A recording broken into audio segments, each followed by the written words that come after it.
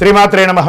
సద్గురు జ్యోతిష్యాలయం వారి యొక్క విశ్వావసునామ సంవత్సర 2025 మార్చి 29 నుండి మొదలు పెడితే మళ్ళీ 2026 మార్చి 28 వరకు వచ్చే ఈ తెలుగు నూతన సంవత్సరంలో వచ్చినటువంటి సంవత్సర రాశి ఫలితాలని మనం ఇప్పుడు తెలుసుకోబోతున్నాం. ప్రతి ఒక్కరికి ఏముంటుందంటే, గురుగారు నాకు ఎలా ఉండబోతుంది ఈ సంవత్సరం, నాకు ఆరోగ్యం ఎలా ఉంటుంది, నాకు ఐశ్వర్యం ఎలా ఉంటుంది, నా వ్యాపారం ఎలా ఉంటుంది, నాకు ఉద్యోగం ఎలా ఉంటుంది, నాకు అసలు ఉద్యోగం వస్తుందా రాదా, నాకు వివాహం అవుతుందా అవదా, నాకు సంతానం కలుగుతుందా కలగదా, నా వ్యాపారం అభివృద్ధి అవుతుంది, నేను విదేశాలకి వెళ్తానా వెళ్ళనా, ఎన్నో ప్రశ్నలతో కూడినటువంటి ఆ ప్రశ్నలకు సమాధానమే ఈ గోచార గ్రహస్థితి. మీనరాశి మిత్రులారా, పూర్వాభాద్ర నక్షత్రం 4వ పాదం, ఉత్తరాభాద్ర నక్షత్రం మరియు రేవతి నక్షత్రానికి చెందిన మీరు మీనరాశి వారిగా పరిగణించబడుతున్నారు. ఈ యొక్క విశ్వావసునామ సంవత్సరం శుభాశుభ ఫలితాలు ఎలా ఉన్నాయి? ఈ సంవత్సరం శని వ్యయ జన్మ అంటే ద్వితీయంలోకి వచ్చాడు. శని భగవానుడు జన్మ నుంచి ద్వితీయంలోకి వచ్చాడు. జాగ్రత్తగా ఉండాలి. సంచరిస్తున్న కాలం మిక్కిలి శ్రమకారకమైనటువంటి కాలం. ఆరోగ్య లోపాలు, శస్త్రచికిత్స, బంధువైర్యములు, గృహచిత్రములు, వృధా వ్యయములు కలుగుతుంది. వ్యవసాయములందు చిన్న చిన్న నష్టములు, మానసిక అశాంతి, ఆందోళన, వృధా వాదనలు చోటు చేసుకుంటాయి. తేజోహాని, మతిభ్రంశం, భయం, అన్ని రకాలుగా ఇబ్బంది అవుతుందని కూడా చెప్పడం జరుగుతుంది. శని బలం ఎక్కువగా ఉండొచ్చు, అంత బాధ ఉండకపోవచ్చు. కార్తీక మార్గశిరంలో ఎందు మాత్రమే గురువు పంచమ రాశిలో సంచరించడం వలన శుభం. అందుచే కొంతవరకు పరిస్థితులు అనుకూలించడంతో పాటు పుత్రవృద్ధి, సృజన ప్రవృద్ధి, ప్రభు అనుకూలత కదా. గురు భగవానుడు యోగిస్తున్నాడు. మిగిలిన సమయంలో తృతీయ చతుర్థ రాశుల్లో సంచరించడం వల్ల శ్రమ అధికంగా ఉంటుంది. ఉద్యోగ భంగం, వృధా వైర్యం ఇవన్నీ కూడా జరుగుతుంది. ప్రారంభమైన 2 మాసంలో జన్మరాహువు సప్తకేతువు అయినందున భార్యపుత్రాది సృజన విరోధములు ఇవన్నీ కూడా జాగ్రత్త పడాలి. మీనరాశి మిత్రులకి ఈ సంవత్సరం చాలా చాలా చాలా చాలా చాలా జాగ్రత్తగా ఉండవలసినటువంటి సమయం. తప్పదు. ఆరోగ్య లోపం ఎత్తగానే మళ్ళీ చెప్పడం జరుగుతుంది. ఆరోగ్యం గురించి మల్టిపుల్గా చెప్పడం జరుగుతుంది.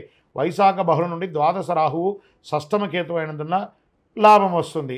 జయం ప్రోత్సాహం కలుగుతుంది. శ్రావణ భాద్రపద మాఘమాసంలో యందు కొన్ని పనులు నెరవేరుతాయి. దీన్ని నక్షత్ర ప్రకారంగా తీసుకుంటే ఇప్పటివరకు రాశి ప్రకారంగా వ్యాపారస్తులకి మిశ్రమం, ఉద్యోగస్తులకి మిశ్రమం, కళాకారులకి యోగం, printing and technology and media వాళ్ళకి చాలా అద్భుతం. అరే ఇక్కడ బాగాలేదండి, ఇక్కడ ఉంటుంది, అలా చెప్పడం జరుగుతుంది. సర్వీస్ సెక్టార్లో ఉన్న వాళ్ళకి ప్రెషర్స్, ఐటీ రంగం వారికి మిశ్రమం, వివాహాది శుభకార్యాలకి కాస్త చాలా కష్టం మీద గట్టెక్తారు. ఉద్యోగం లేని వారికి ఉద్యోగమే లేకపోతే ఏదో ఒక ఉద్యోగం వస్తుంది కదా, వచ్చిన ఉద్యోగాన్ని వదులుకోకండి, జాయిన్ అవ్వండి, అట్లీస్ట్ ఫ్రీ అవ్వండి మెంటల్గా. ఇది మీకు బాగుంటుంది.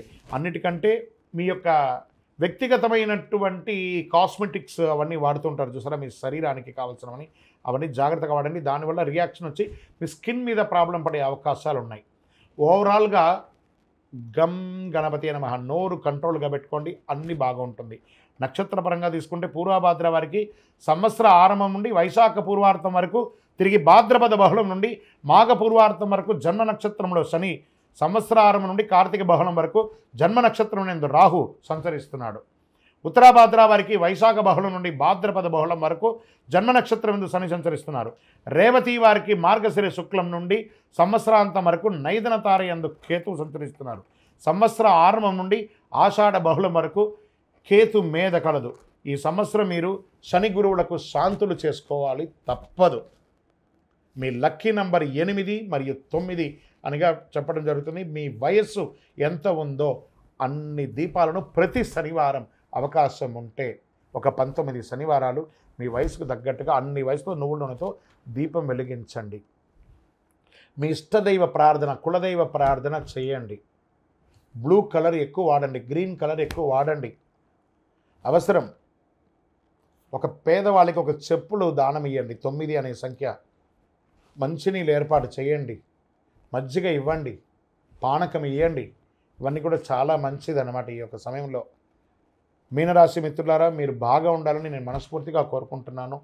ఏది ఉన్న ధైర్యం ఉంటుంది. భగవంతుడు కొంచెం ఇబ్బంది పెడతాడు కానీ వదిలేయడం మనల్ని. కాబట్టి జాగ్రత్తగా ఉండండి. ప్రతి దాంట్లోనూ అప్రమత్తంగా ఉండాలి. అందులోనూ ఆర్థికమైనటువంటి లావాదేవీలు వచ్చేటప్పుడు, సంతకాలు పెట్టేటప్పుడు, డాక్యుమెంట్ చేసేటప్పుడు, లేదా ఇవన్నీ జాగ్రత్తగా కోర్టు కేసుల వ్యవహారాల్లో మిశ్రమ ఫలితాలు కనబడుతున్నాయి. కాబట్టి అన్ని రంగాల్లోనూ జాగ్రత్త, జాగ్రత్త, జాగ్రత్త. ఇవన్నీ తొలగడానికి ప్రార్థన చేస్తాం భగవంతుణ్ణి. మీరు కూడా ప్రార్థన చేయండి. అతి శక్తివంతమైనటువంటి ఈ కరుంగాళి మాలను ధరించండి. ఆయురారోగ్య ఐశ్వర్య భోగభాగ్యాలను పొందండి. ద్వాదశ రాశుల్లో ఉన్నటువంటి మీరు ఆయురారోగ్య ఐశ్వర్య భోగభాగ్యాలతో ఉండాలని అఖిలాండ కోటి బ్రహ్మాండ నాయకుడు శ్రీ ధర్మశాస్త్ర అయ్యప్ప స్వామి వారిని సదా సర్వావసరద్దు మీకోసం, మీ క్షేమం కోసం ప్రార్థన చేస్తున్నాం. మీరు తిరుపతికి వచ్చినప్పుడు మన అయ్యప్ప స్వామి వారి 18 అవతారముల దేవాలయం జీవకోన తిరుపతిలో ఉంటుంది. రైల్వే స్టేషన్ నుండి, బస్టాండ్ నుండి 3 కిలోమీటర్ల దూరంలో. ఒక్కసారి పుట్టినందుకు ఒక్కసారైనా అందులో అడుగుపెట్టండి. అందులో 27 నక్షత్రాలను కూడా ప్రతిష్ఠ చేయబోతున్నాం త్వరలో. మీరు వచ్చి దర్శనం చేసుకోండి. మీ యొక్క దోషాలన్నీ తొలగి ఆనందంగా ఉండండి. వందే మాతరం, వందే మాతరం, వందే మాతరం. శరణమయ్యప్ప.